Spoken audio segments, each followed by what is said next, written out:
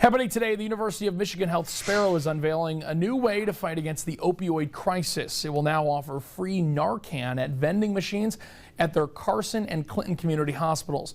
Narcan is the brand name of naloxone, which is a life-saving drug and can stop an opioid overdose.